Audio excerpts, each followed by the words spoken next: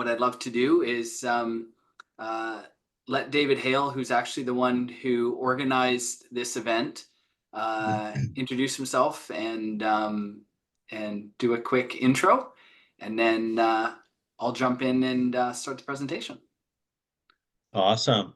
Well, thanks for putting the presentation together tonight, Tyler, and thanks to Keith and Xenia for being here with Invision Developments. And I'm really excited to be part of this team and be part of this effort and helping people learn about all the rules and regulations that the government's come in with. So um, yeah, so I will let Tyler take it over. And I know that we're competing with a hockey game tonight, so hopefully maybe Keith can keep us updated on the score periodically. So thanks, and thanks for being here again. And Tyler, take it away, please. Awesome. Thank you. Welcome everyone. I'm Tyler McTaggart, and I'm the CEO of the Designer Capital Group of companies and a partner in Invision Developments with Keith Thomas and Xenia Vins. So I've been operating in the world of construction financing for about 20 years. And I came from a banking background, worked at Bank of Montreal and then CIBC. And my role with CIBC from 2010 to 2018 was as a construction lending specialist. So I didn't know it was special at the time, but for a period of time from 2010 to about 2016, CIBC restricted the ability to finance construction projects to a small team that I happened to be on. So there was 10 of us in the province of BC, and we did every construction project from a single family home up to a fourplex.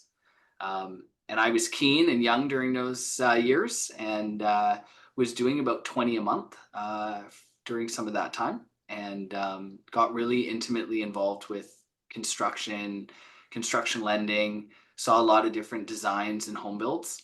And in 2018, I decided to become an independent broker and opened a company called Designer Capital.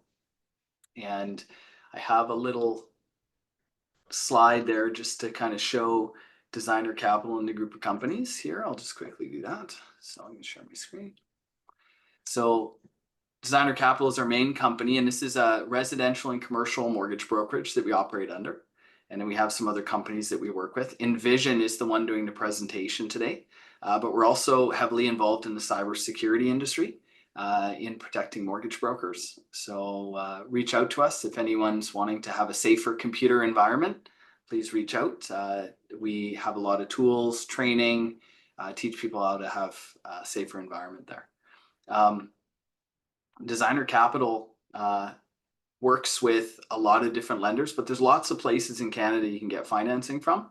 And we'll go into this a little bit later of where exactly we get financing from. And I'm going to just go ahead and start the presentation. So I want to present interview. And here we go. Got it. Got it. So I'm going to share my screen. Can everyone see that? David, you got that up on your screen? There we go. So Invision Developments was formed to help people to better understand what they can use their land for. As a commercial mortgage broker, I had a lot of people coming to me saying, hey, can I finance my project? Is this project going to be financeable? And I would often send people back with questions. Hey, can you bring me some designs? Can you show me what you're building? And can you bring me an estimate on what it costs?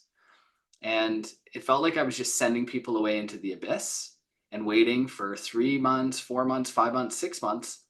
And they'd come back and they'd already be committed to buying the land at that point. And I'd be doing the analysis and adding up all the costs and trying to help them determine if their project was feasible. And it seemed backwards and really slow. So we got together, Keith, Xenia, and I, and Xenia is an architect, and Keith is a Gold Seal construction estimator. And we worked on finding a way to bring this information forward in a faster, more accessible way to builders, developers, homeowners to better understand what we do. So Tonight's presentation, we're going to talk about financing, missing middle and small scale multi-unit housing, as well as a deep dive into what soft costs are. So the team, we're joined by Keith. Keith is our construction specialist and cost estimator. Xenia Vins is an architect with XV Architecture, and myself, I am the financial advisor and a licensed mortgage broker. When it comes to working on a project, the traditional method is for a client to purchase a project site or tie it up, or maybe they own it.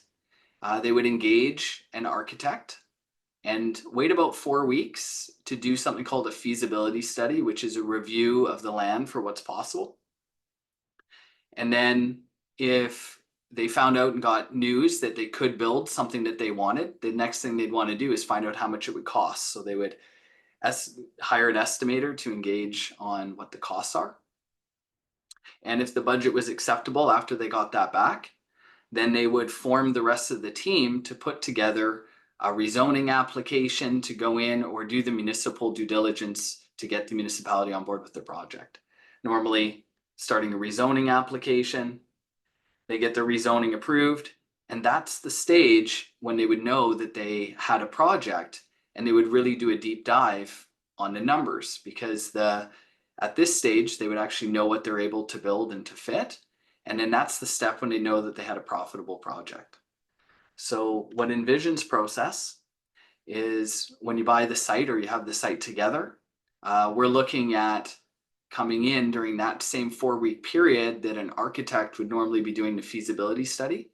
And through an integrated approach, we'd be doing the feasibility, the budget, and the pro forma on multiple options up front to find out which one had a better suitability before going into the municipality and rezoning. Now, on a normal project, not with small scale multi-unit housing and missing middle, this phase, this rezoning phase, used to be the roadblock. The municipalities were able to block people from being able to change the use of their property from a single family home to something other than that. And that's changed with these new projects. And we still work with these projects in a hybrid way to speed them up. So we'll talk more about that later. But for now, when you'd acquire a site, the architect would get engaged. You'd find out, what type of unit, how big they are, doing a feasibility study. You'd still hire your estimator, find out if your budget's acceptable. Then you'd create your project team. But this is the stage that's really changed, is the municipalities have got rid of rezoning and said, you can use your land for up to 4 units in all the areas outside of BC and go right into rezone or go right into a development permit. So the process is still got multiple steps to it. And what we do is we bring together multiple steps in the beginning here to streamline the process. So what is small scale multi-unit housing? So small scale multi-unit housing was brought out by the province to try and streamline the process of development and speed up people being able to put multifamily or more units on their property to answer to the housing crisis that we've been in for the last couple of years. What they're allowing is secondary suites, detached accessory units, triplexes, townhomes, and houseplexes. And what the rules are is there's a minimum of 3 units on small lots, and that you can put up to 4 units on any parcels that are 280 square meters or larger in areas which are within urban containment boundaries and municipalities of over 5,000 people. So there are some places in BC where the populations are smaller and you're restricted where these wouldn't apply. So if you wanted to put 4 units on a property in some smaller municipalities, you'd still require to go through the normal process of getting your land rezoned. But for anywhere with populations over 5,000 people and your home isn't in a more rural setting, you're now able to put 4 units on that property. And it's causing a lot of questions like, is it feasible? Is my property going to fit? What could I put on it? Is it financeable? So we're going to explore that today. In some municipalities, you can put up to 6 units if it's near frequent bus service. And these ones would require some approval from the municipality. There is a difference though in the municipality of Victoria. In the municipality of Victoria, they have a program that's referred to as missing middle. And missing middle is 6 units on a single family lot instead of 4. So it's a higher density right off the start. So a regular lot, you can have up to 6 units, and on a corner lot, you can have up to 12. Some of the types of housing that the cities are allowing are houseplexes. So this would be something that looks like a singular home, but can have up to 6 dwelling units. They do want to have a minimum of 2 of those units being 3 bedrooms. And there are some allowances for parking reduction for less parking. On corner lots, you can have up to 12 units. So you could have like corner townhouses or an accessory building. And in Victoria, we have a lot of older homes. So they're looking at the ability to add heritage infills. So where you have another property in the back to fill them in. With Invision, we break the process of trying to understand your lot into 3 phases. So the first phase is figuring out what you can do on your land, what's feasible, and what type of project you should do. Once we figure out phase 1, then we go into schematic design, which is helping you figure out what the project will look like, where we can do a more accurate cost estimate on the project. And then once we've made sure that the project is feasible, that the costs are within line, and you can get financing for that level, then we'd be applying to the city for a development permit. This is some of the things that we do in that first phase. If you're interested more in our services, we can go into this later. The one thing that we're really trying to find out is what the value of the land is, or if you're buying a lot, are you paying too much for it? Or because when you buy a piece of land, let's say it has a house on it, and you tear down the house, you're losing some of what you paid for when you bought it. Sometimes the value of the land without the house is greater than the value of the land with the house. And that's called the residual land value. And sometimes it's less. So one of the things that we do immediately is try and help you figure out what is the value of your land as a development site. So the steps to do this are, the first step is we need to figure out the end value. So if you're building a condo, we'd be determining the as if complete gross sellout value based on the proposed unit mix and price per square foot. And if it's a rental, we'd want to determine the value from the income approach. So there's 2 different valuations. So if you're wanting to build a 4-plex, 5-plex, 6-plex as a rental, we determine the value as a rental. If you're wanting to do a condo, which is selling the units, we would want to figure out what the end value is. In this case, in this model, the value is $4,096,956. How we come up with this value is we'd connect with your realtor and we'd give them some drawings and we'd ask them, hey, what do you think this would sell for? And they'd give us a market opinion. That's a quick and cheap way rather than engaging an appraiser at that point. Get some idea of what the condos would sell for. Then we would subtract off the real estate commissions to sell them, the new home warranty and pre-sale marketing costs, if applicable, the construction hard costs, the contingency, and the construction soft costs, which we're going to talk about later on in the presentation. So we take away this total of these costs, and the developer, in order to do a project, they have an expectation to make a profit, and the target profit for a developer is north of 20%. So we take off the 20% profit, and then we would add back the portion of these soft costs that have already been paid, the $64,000, and that would leave the value of the land. So in this case, if the land is, if you're paying less than $890,000 plus 64, so in this case, $826,000, then the value would be $890,000 when the project is ready to build. If this value is less than you're paying, then you might not be buying a piece of land that is optimal for a development, or we maybe need to look at changing the type of development. So we're going to talk a little bit about that. So this is just explaining those other two steps. So over here during phase one, feasibility, this is an example of what you can fit on a singular lot. So these are 4 units on a single lot. And we had some options. You could do 2 stories or 3. So the 2-story would be 4,680 square feet versus 7,020. So it's not as simple as if you buy a piece of land, build the biggest building you can on the lot. Sometimes that's better and sometimes that isn't. So we want to study, for example, if this was one of the layouts on the lot, is it better to do a 2-story building or a 3-story? So in this case, we've got 4 plexes in a row with surface parking, 1, 2, 3, 4 at the front, and an amenity, garden, and bike storage. So we have an amenity area, and then each of these units has a back patio. What we did was we did a study of each one of these. One of them, the smaller units, they're 1,170 square feet each, and they would sell in the area of town they were in for about $895,000 each, which is 3.5 million before GST. Doing the residual land value of that and subtracting all the costs down, this would have a residual land value of 770,000.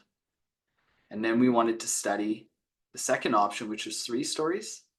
And the 3-story option would sell for a higher price, about $1,070,000 for these 3-story options. But that extra floor of space ended up just selling at a lower dollars per square foot, because that neighborhood, you could buy single family homes for about 1.1 million. So you're competing with existing stock. So the price was suppressed a little bit for this particular neighborhood. And when you do the same residual land value calculation in reverse, the land value is only $650,000. So if someone was to buy this lot for $650,000, they'd make a 20% return of $856,000. And if they were to buy this lot for $770,000, they'd make a 20% rate of return. It's a lower rate of return at $716,000. So we would analyze all the pros and cons. But in this case, the clients went with the 2-story option because it had a target profit margin and they were built in equity in the land. And this was a more marketable price point for that neighborhood. So in that case, they went with a 2-story option over a 3-story based on those factors. Phase 2, we go into, we want to help, that's where we'll get more into the design and narrowing down the costs each step of the way, trying to figure out a little bit tidier what the costs would be. In this case, this is the schematic design where we get into the layouts of the units and what they actually look like, taking them from regular boxes into more shape. And in this case, we've got a 1-bedroom on the main, living room, dining room here, bathroom, powder room, and then up the stairs is 2 more bedrooms and 2 more bathrooms. Part of the process that we would work to is then we would go into a development permit, and that's when you get drawings and some 3D models of what the project looks like, as well as all the other sub-consultants get involved in the development permit application. And that brings us to the pro forma. So on these projects, and in order to figure out what the residual land value is, we have to know what the total project costs are. And in this case, working down from the bottom, we have a $3 million cost, contingency of $152K, $1.5 million for construction cost, and in this case, $600,000 in soft costs. So we're going to explore what those are. It makes up a huge part of the project, so we really have to understand all of these costs to understand what to pay for your land, and we're going to go in and explore each of these. So there's quite a bit. This is a copy of our pro forma with what you would expect. So what are soft costs? Soft costs are all the costs required to get a project construction ready. So examples of soft costs include site due diligence, the cost that you pay for doing an appraisal, You might do an environmental, you might search the property for buried oil tanks, things like that. And then you'd move in, you might want to do a survey to see how large the lot is or the size of it. And then moving in from due diligence, you get into design development. This is the cost of your architect or home designer and any of the sub-consultants, municipal fees, and costs related to financing.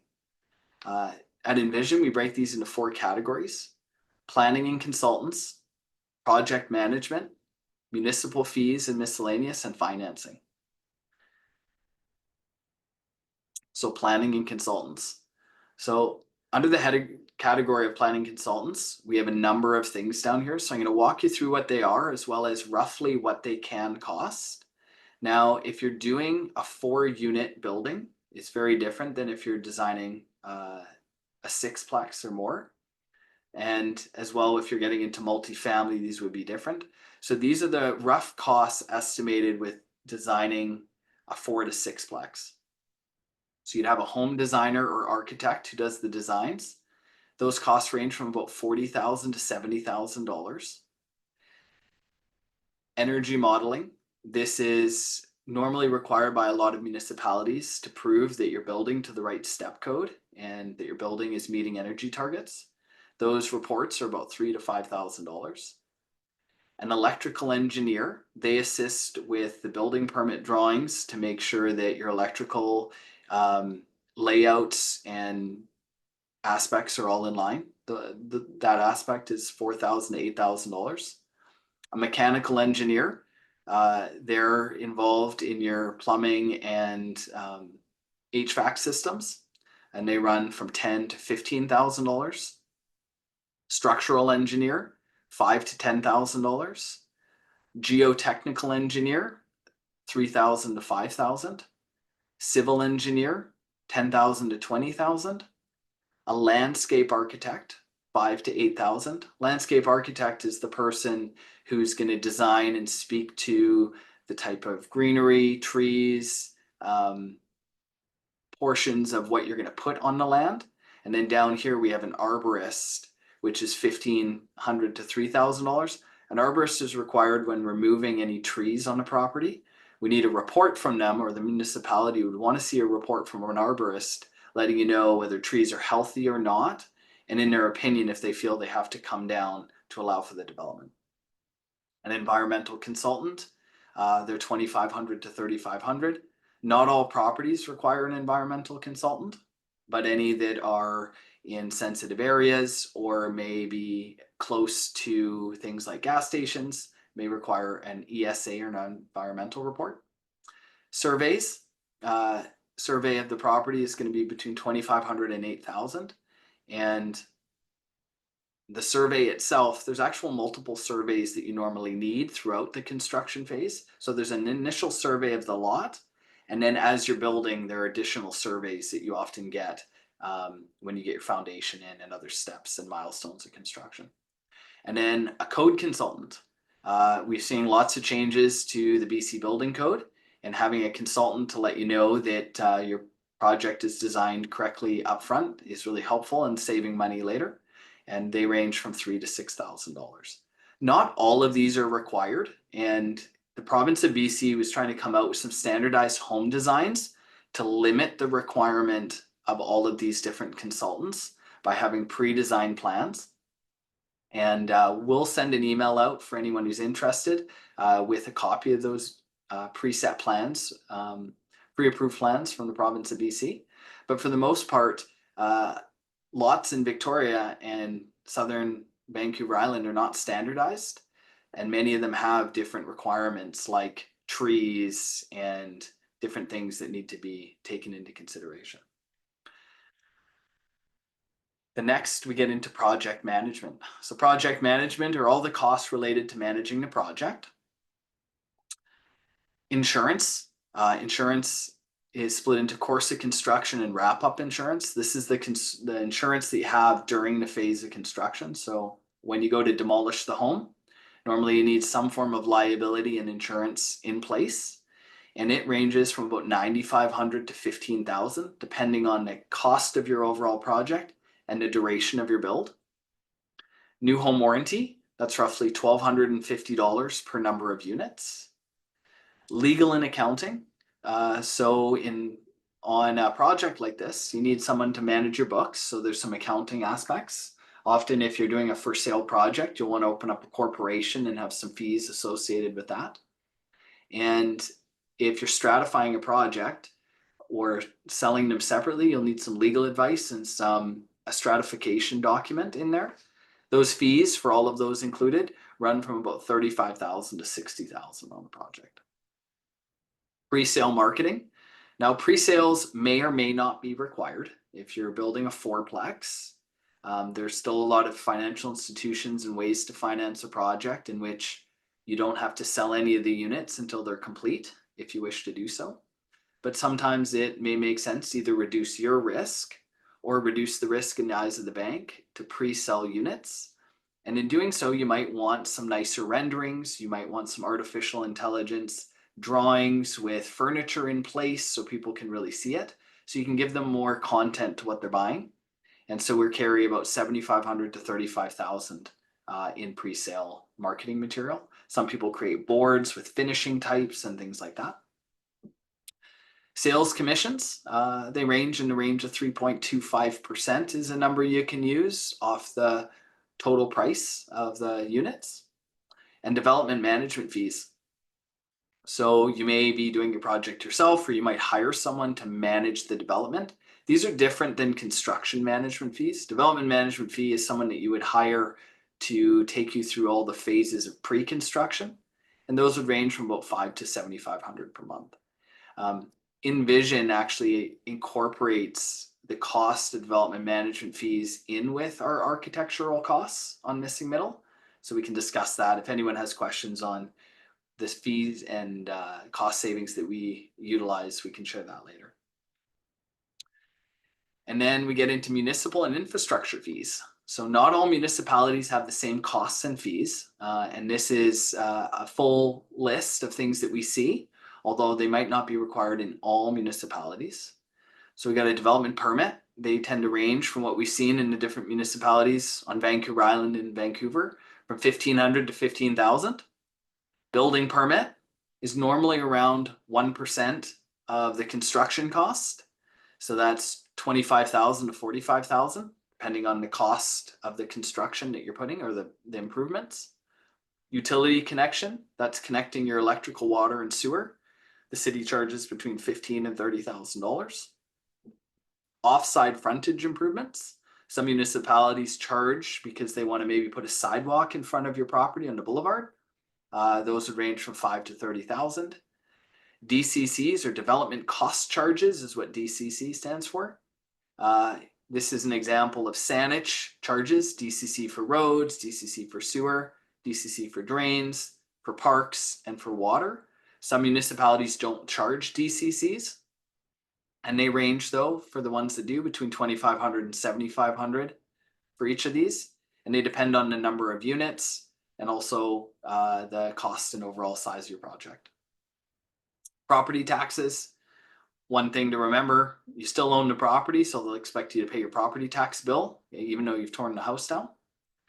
Rezoning costs. There aren't any rezoning costs with SSMUH and Missing Middle, because that's the whole point of Missing Middle, was to remove the requirement to rezone land. Utilities.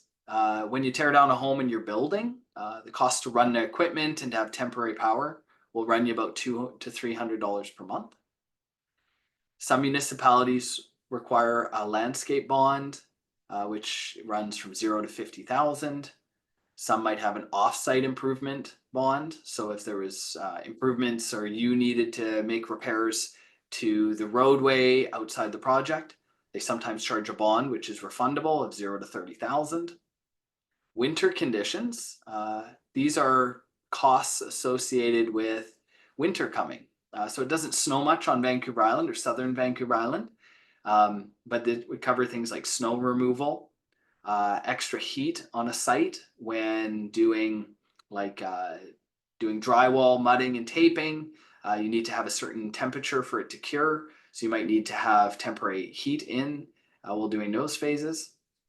It could also be rain pumping, pumping water, removing mud, things like that. So winter conditions are just a budget associated with improving the site during winter or wet times.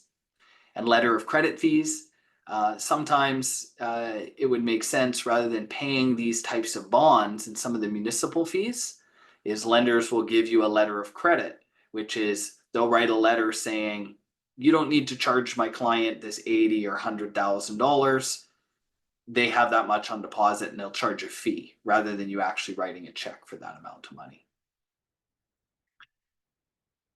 And then we get into financing. Financing costs.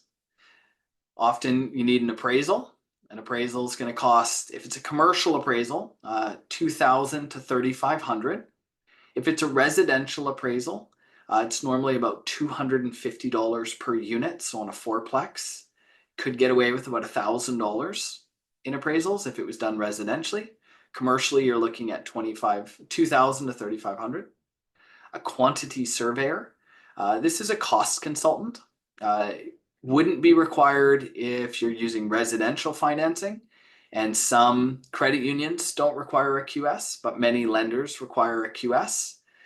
They're around $12,000 for a project like this. And what a QS does is they would look through and analyze your total budget, and every month they would tally up all of your costs spent and give you a report showing what was spent and any changes from your original budget to the cost that you submitted to them and what you've spent to date. And they give a report to the lender, and that's what the lender uses to release money. They say, yep, you've spent $1 million. We're going to release $1 million. And then the next phase would be like, you spent $1.5 million. We're going to release 1.5 minus the million we gave you. So there's a check for 500,000. And the QS is the person they rely on to validate those costs. Financing, and also on commercial projects, we actually fund all of the interest and payments in advance, and so that the project is prepaid. You see big buildings around, multifamily buildings, 6-story, 10-story, 12-story buildings. And if you've ever wondered how they pay for those during construction, the answer is they don't. The bank pays for the construction. So included in all of the costs is the cost of borrowing all the money during the duration of the build. So we would go through, talk to you about your speed at which your project is going to complete, and we'd want to make sure that we set aside enough interest totaled into costs for the cost of the project. If we're doing this commercially, most commercial lenders who do construction, because they're more work than regular loans, charge a fee. The normal application fee on a commercial loan is 1% to 2% of the total approved limit, whether you borrow it all or not. And if you're using a licensed commercial mortgage broker, our fees are normally 1% to 2% of the project that's getting financed. So those are all of the costs that we would include in the soft costs. Now, financing, residential versus commercial financing options. So these missing middle projects, when we put together a pro forma and we figured out all of your costs involved, there's a whole lot that goes into trying to decide how to finance your project. So some of the questions we often get asked are, what's required to get the financing? How do I qualify? How much do I need for a down payment? Do I have to pre-sell the units? And what's the difference between loan to value and loan to cost? This is a key difference that comes up in residential financing. So I'm going to change my screen and I'm going to just pull something up. So in terms of financing, the first thing that we're going to talk about is residential financing. So this is a tool we use at Designer Capital. Can everyone see, David, can you see that it's changed to an Excel sheet? Okay. So on my screen is an example of a tool we use for pre-qualifying people for financing. So in this case, we have an applicant 1 and an applicant 2. And over here on the far left-hand side of the screen, we have these green boxes that refer to your debt ratios. So most banks allow you to borrow 39% of your income for housing costs and 44% of your income for total payments. We would use this if you were a homeowner wanting to build on your own land and stay living in your property. We can look at residential financing if you're building 4 units or less. If you're building more than 4 units on your property, we would be looking at commercial financing, which we'll go into in a moment. But for now, I really want to kind of drill down on those of you that are existing homeowners and wanting to do your project. How does the financing work? So the next thing I'm going to show you is there's a lot of lending institutions to choose from. And all of these different banks look and treat your application slightly differently. So what this tool allows me to do really quickly is to look at these different banks and the rules of what you want to do. So let's say your project was a total of $3 million, including the cost of the land to build a fourplex, which was the example we used earlier, was about $3,000. The max financing you can normally get is 80%. So that would be about $2.4 million. Well, this is a pretty big number. So if someone's making some decent income, in this case, I got someone making 100, 1,000, 110, and someone making 106, they got an income of 216. They got some debts. I'm going to pretend they have no debt, so I'm going to get rid of their debt payments. This couple with no rental income would qualify for about $1 million in financing using a stress test of 6.75%. And that's in the range of about 40% of what they need. So some banks will use rental income to help them qualify. So if you're building a fourplex and you're going to live in one, and each of those units was going to rent for $3,000 each, you'd have $9,000 in rental income to use. The big 5 banks often use 50% of the rent and they add it back. So if we're building a fourplex and you're going to live in one unit and rent the other ones out for $3,000 each, this couple here that are making 216 grand would qualify residentially for 1.275 million. If we look at some other banks that use 80% of the rental income, they'd qualify for financing of 1.4 million. If we went to Island Savings Credit Union, who uses 100% of the rents, and they don't count the taxes and the heat, they'd be up here at 1.6 million. And we have some credit unions who look at using 90% of the rent on the high end that would get someone to about 2.2 million. This is Van City Credit Union that I'm illustrating right now. And Van City Credit Union is coming out with a special product for residential financing to help people to qualify to build these fourplex units.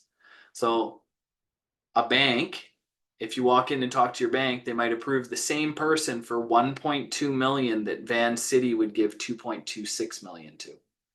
So it's about $1 million more in financing.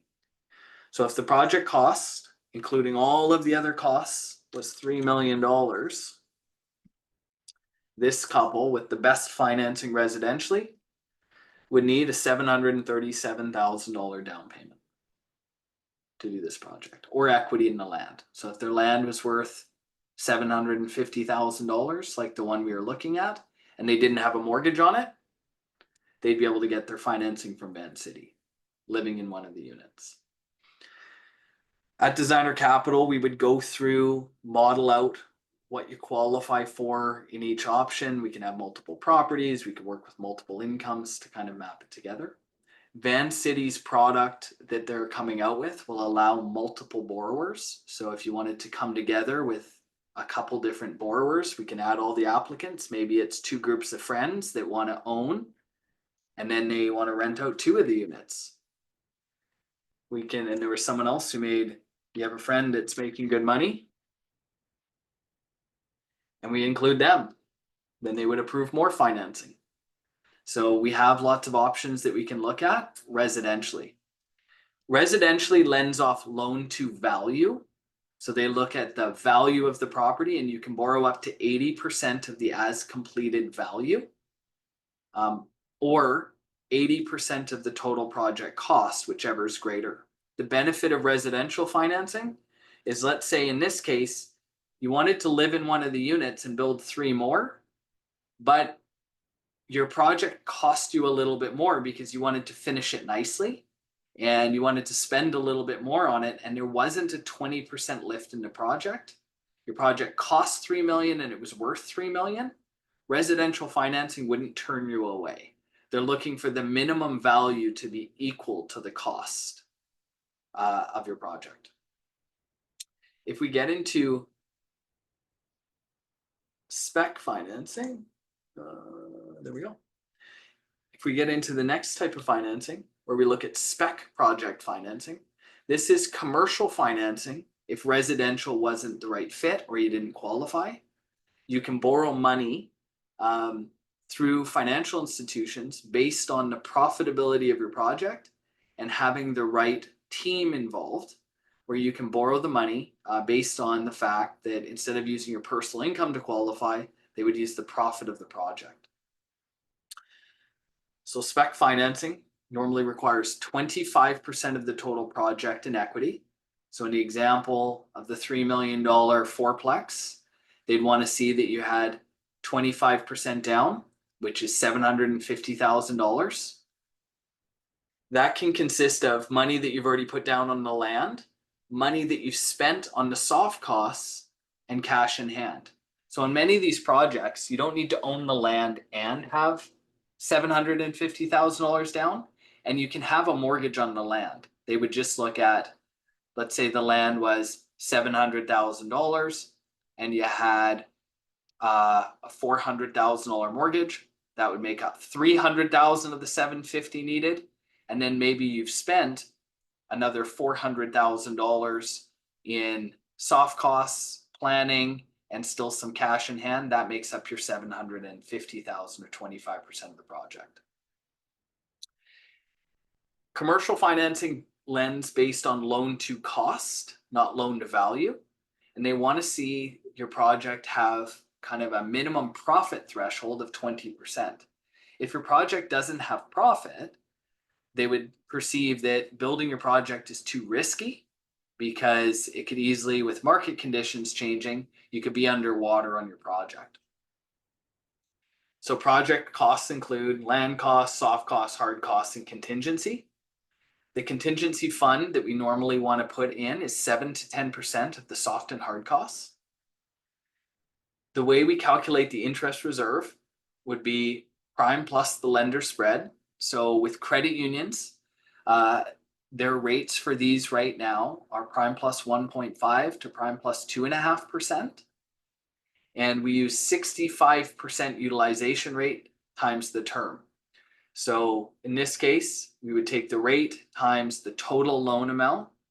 So in this case, $3 million times $2.25 million times the interest rate times 65% over the term.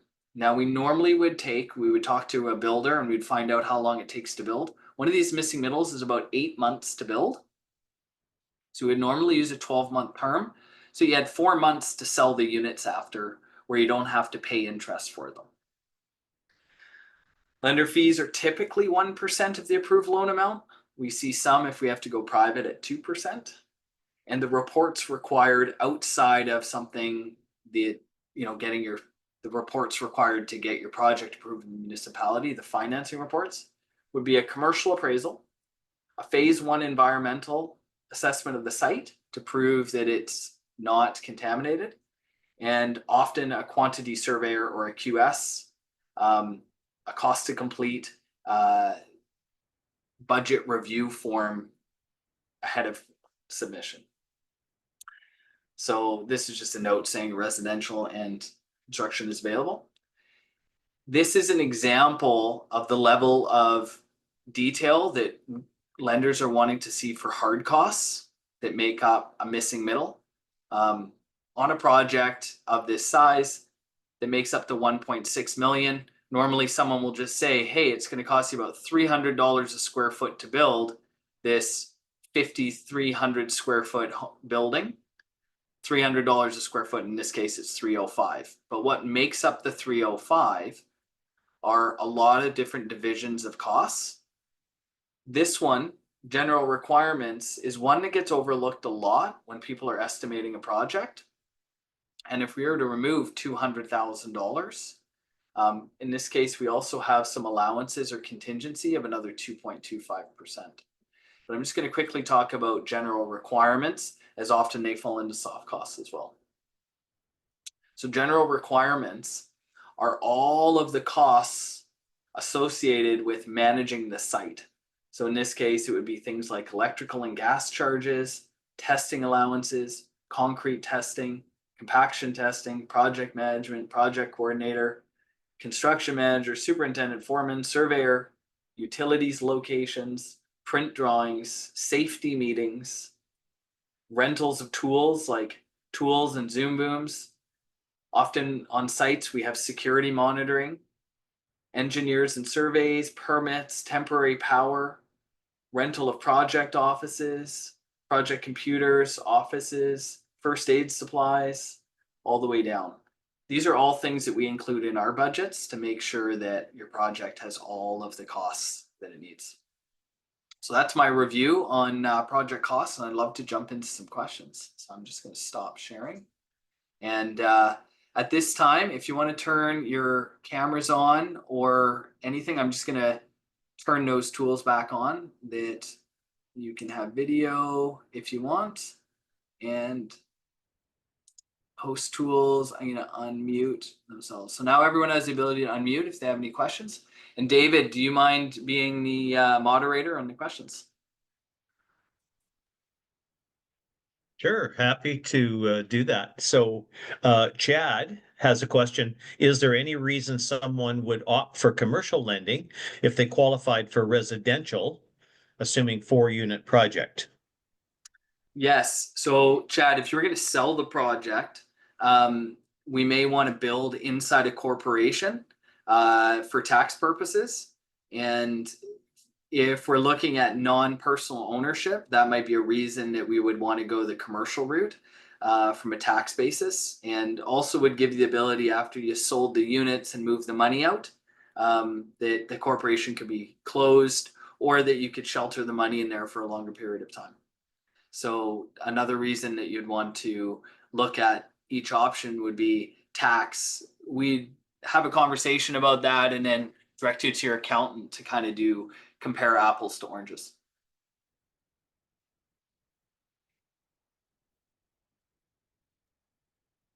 The next question is, what if you went with prefab units, not mobile homes versus traditional construction? Seems like it would be more reasonable as far as costs because units are a fixed cost. Any comments? Great question, especially right now with these tariff fears that we have. Make sure that we have fixed costs and understanding the cost of projects is really important. Prefab actually is normally more expensive than traditional construction. Normally, the only way to make projects feasible with prefab are large government projects where speed is essential.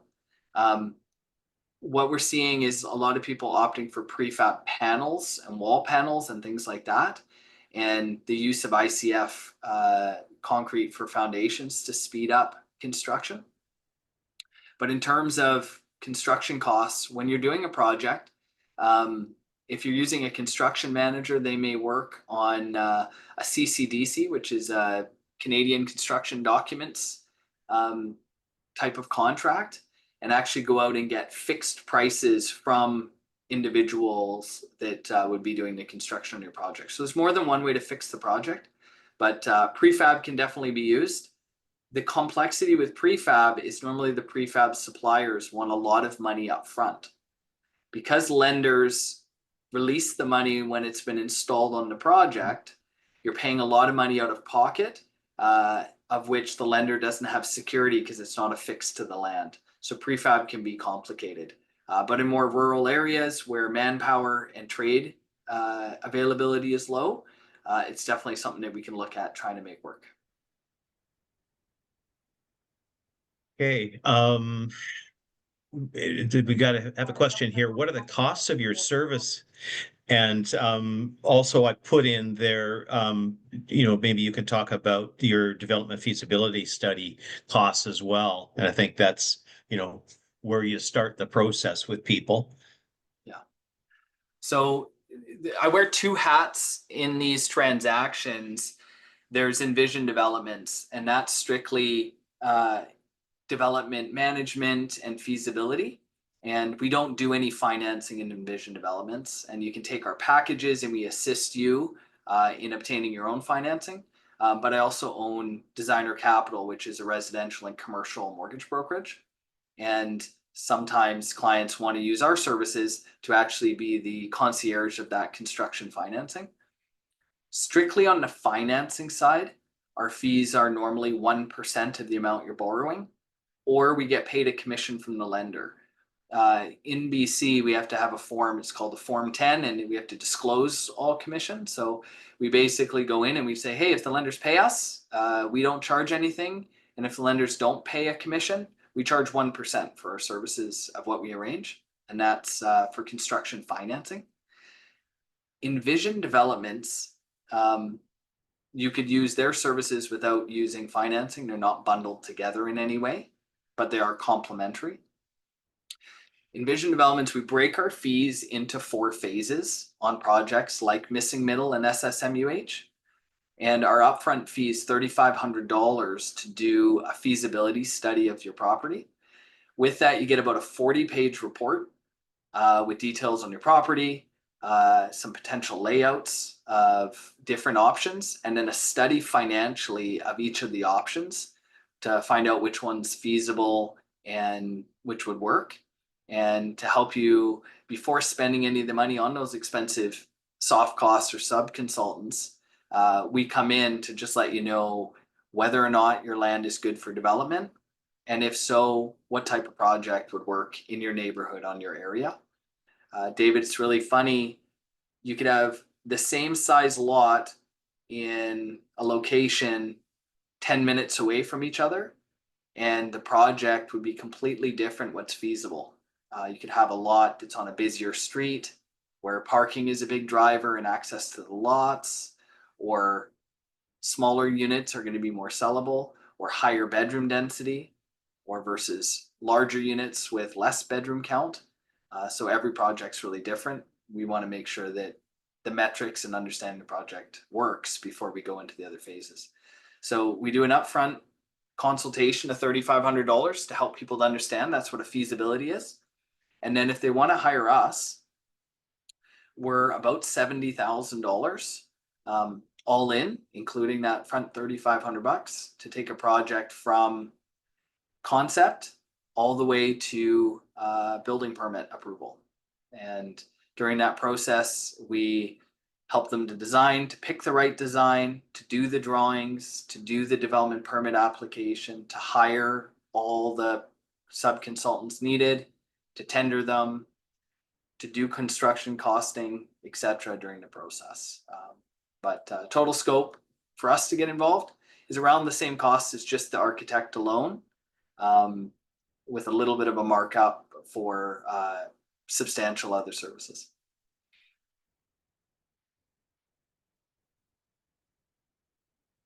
Okay, I don't know that we have any other questions in the chat. So if anyone else has any questions, feel free to unmute. I think you have the capability of doing that. There's a couple came in here, I think. What are you seeing in terms of feasibility of infill development with heritage homes? Well, we've only worked on one right now with a true heritage home, and the issue that one had was it needed to have improvements made to it in order for the other portion of the development to be built out. So there was a lot that had the ability to put a threeplex in the backyard with a heritage home in the front. And It's a careful study that would need to be done, Debbie, of the existing heritage home, because some of them need to be brought up to more modern code or have structural or seismic upgrades made when putting together the strata development. There's another question. How about infill on non-heritage homes, chopping up large 90s homes, for example? We've worked on a couple where clients have wanted to keep the existing structure that's not heritage. Those are looked at fine by the municipalities, although the previous setbacks and requirements of where homes sit and are situated on the lots, it doesn't always make sense to keep them like a 80s, 90s, 70s, 80s, or 90s home, because the previous zoning had, 20 to 40% site coverage and lower buildable square footage.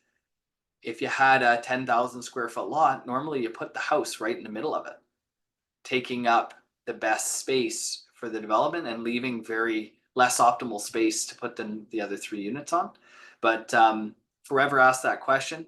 Included in the study, we definitely look at leaving the home and putting 3 additional units versus starting over with a fresh footprint. I think Debbie says, coincidentally, Tyler, you approved the financing for the reno of the original home. Character, Wonderful. not heritage. Wonderful. So, yeah, so Jay says, if you have investors for the building project, would you use that capital for down payment, then borrow from bank or raise enough capital for the entire project? What is better? Great question. So this is really common that the term OPM, other people's money, gets used. And it depends on the structure. So the most common structure we see is someone that would open up and become a general partner, and then they would raise money from limited partners. Limited partners are people who invest and they only risk the money that they put in, but they don't sign a personal guarantee for the rest of the project. And commercial financing and commercial lenders are comfortable with those structures. The question being, would you raise 100% cash from investors or would I borrow from a bank? The answer is the money you raise, you normally need to share in equity in the project, and debt is much cheaper than equity in many considerations. For example, you're borrowing $3 million, 100% of the project costs, and you're charging a fee, but you haven't put any money in, or you're putting 10% of your own money in, 300 grand, technically you get 10% of the profit, or you might get 20%, or you might get 10% in charge of management fee. But if you say had $300,000 and you needed to raise $750, raising $450,000, you wouldn't be expected to give away 90% of the project. You might give away 15 or 20% of the project, and then you would sign the guarantee with the bank and borrow the other portion of the money. It's a little bit complicated to give black and white advice on, but something that can definitely be reviewed on a case by case. Chad, I see Chad has another question. Chad, are you able to jump on line? I see you're quite active asking questions. You want to ask that one directly? Hey David, can you hear me okay? Yes. Yeah. Yeah, sorry, it might be easy to talk instead of type there. Just to clarify on my previous question, not adding a carriage house or other dwellings to the property, but taking a large home and kind of like we've seen with character conversions, but a 90s home or 2000s home or whatever, leaning towards newer because maybe there's less code challenges, but chopping that up into 4 units and stratifying it and selling those. Of course, some floor plans are absolutely not friendly for this, but assuming it is a floor plan where you've got easy, exterior access already, the layout's pretty basic or easy to cut into 4, saleable dwellings. Is that something that makes sense on occasion, or is the cost to bring this building up to a modern code and make it work just too expensive? So the quick, without knowing the specifics of it, reply to that would be, right now, the municipalities aren't favorable to seeing and dealing with projects like that. So an example would be, previous to SSMUH and Missing Middle, which were government programs to come out and streamline the process of building and having higher density. These were the types of applications that they would see and approve, because they didn't have a huge wait list of other projects. And now what we're seeing is them casting aside projects like this, where you're stratifying an existing property, or if you want to subdivide a lot, or you're looking for variances and anything kind of off the shelf, because the push right now, Chad, is to streamline the process at the municipality to make it faster and easier to get to density. And so they're really favorable towards new construction or things meeting code, and not going through the process of the variances. If it wasn't strata titled and you were just putting in legal suites, it would probably be it might be simpler to go through the process of that, because there is some push from the government to legalize suites and have additional living spaces. But when you get into converting existing construction, the requirements to bring it up to the highest level of code are quite strict. And that's why even on these new projects, we're bringing in code consultants on new construction to make sure that you're hitting step code 3 and 4 on these buildings. But Xenia, is that a question that you might have a little bit more answer to? Stratifying Yeah. dwelling right now in the appetite of the municipalities? Yeah. So municipalities, they won't turn you away from something, like they don't have necessarily that capability, but it is almost never possible to do in a way that makes sense financially. So it's almost never possible to take a 60s home and convert it to, or split it up efficiently into 4 units and get the same value out of it as you would if you would just knock it down. Not to say that, and in certain ways that maybe there's if it's like on my own property, a house was kind of squished to one side, and we were able to build another house next to it, but maybe you could possibly add in some way. But really, it only makes sense, from kind of experience, it only starts to make sense to do that if there is a real push from a municipality to keep the existing home, in a case if it's a heritage structure and they kind of are not wanting that to part ways with it, right? Otherwise, a short answer would be it almost never makes sense, unfortunately. And every time, the further the gap between when the home was built and now, the more the harder it is. And some municipalities flat out don't allow that yet. Like, for example, Esquimalt is one of those municipalities that will not allow stratification from, like, for example, there are homes that were built as new homes, right? So there was a new home built and it has a legal suite in it, for example. So right away when these came out, people's minds went to, well, I already have a suite. I've just built it a year ago. Can I now stratify it and sell my basement suite to someone, sell it? And so right now that's not, some municipalities like Esquimalt are not allowing it. They don't know how they will react to it in the future, but because I think there will be a push for that, because why are you allowed to build a fourplex but not allowed to kind of stratify your home if it follows all the codes? But it's a little bit more complicated, but physically with an architecturally, it almost never makes sense to split up an existing home.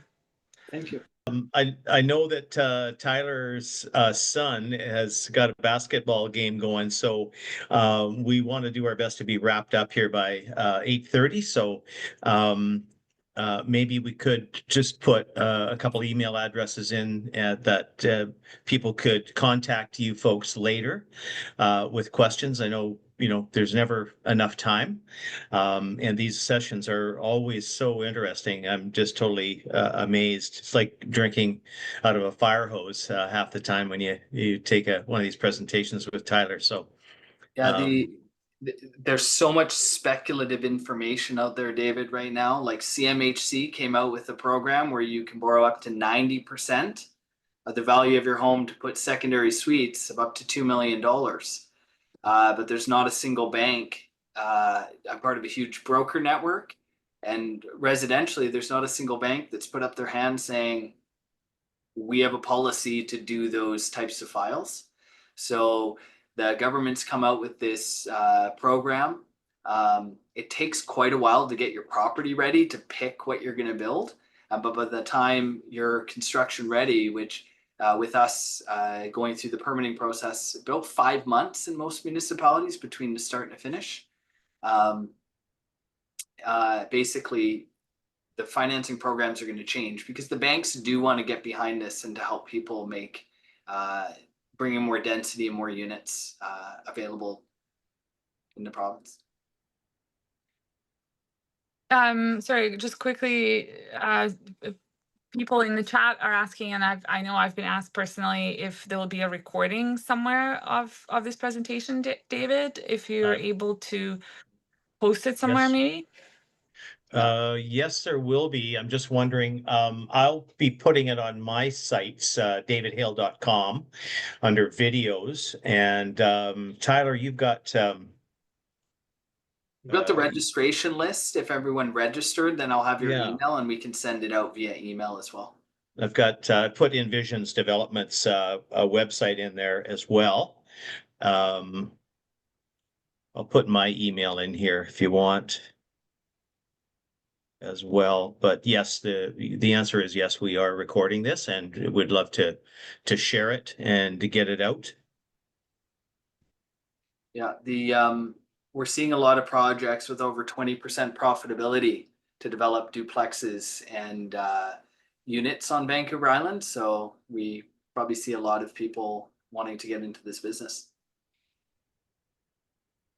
Yeah, in fact, if you are asking Tyler, I've been to a few of these where people come and say, "Well, Tyler, what lot should I buy? I want to build some condos," and Tyler's answer somehow always inevitably leads to, "Are you sure you don't want to build some missing middle projects?" Because he's just such a fan of the program and the profitability that we're seeing, and as someone who's building a condo himself, he's missing out there a little bit in that respect. But yeah, we're seeing some great projects coming together.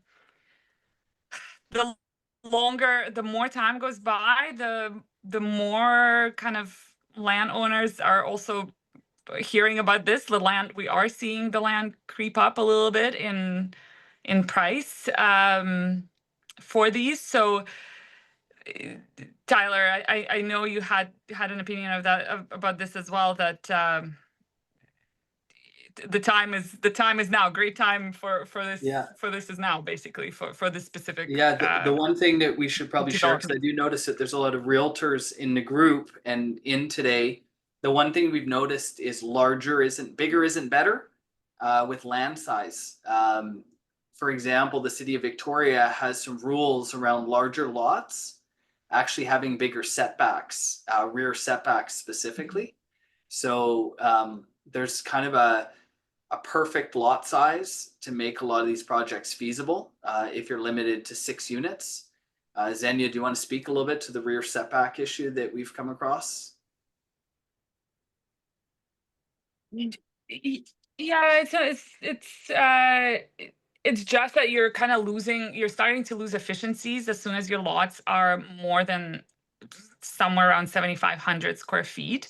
So if you're able to get a big lot for the same price as 7,500 square feet, that's great. Of course, it's great, more land, but if you're typically those lots do come with a premium. So you do pay more for a larger lot. And what we're seeing is that after about 7,500 square feet, you're no longer getting your money's worth if you're paying more for that land. So you can't do too much with less than like 5,000 square feet, on inner lots.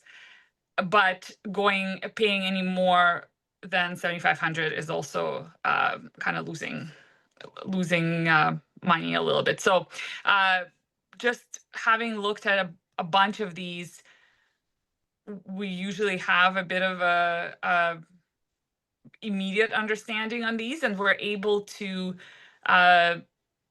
another great thing about us as a group is we're able to advise you very quickly. So if you're looking at a lot you're thinking of buying, and you have, you need to remove conditions in a week, we will work with you within that timeline where we will kind of put some things aside, and then we'll make sure that you're able to have the information that you need to make that decision. Obviously we'd prefer more time than than a week or a few days, but we are able to turn this around a lot quicker than architecture firms typically. And there's a lot of factors for that I'm not going to get into, but that's kind of our strategy here. So that first phase that tells you if you're on the right track or not, we're able to to give you that advice promptly.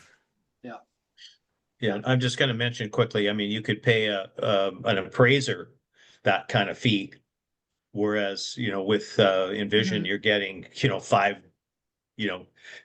drawings of 5 different kind of projects with profitability numbers and everything else. So pretty amazing what you can get. Yeah, I'm amazed. Thanks, David. The land thing.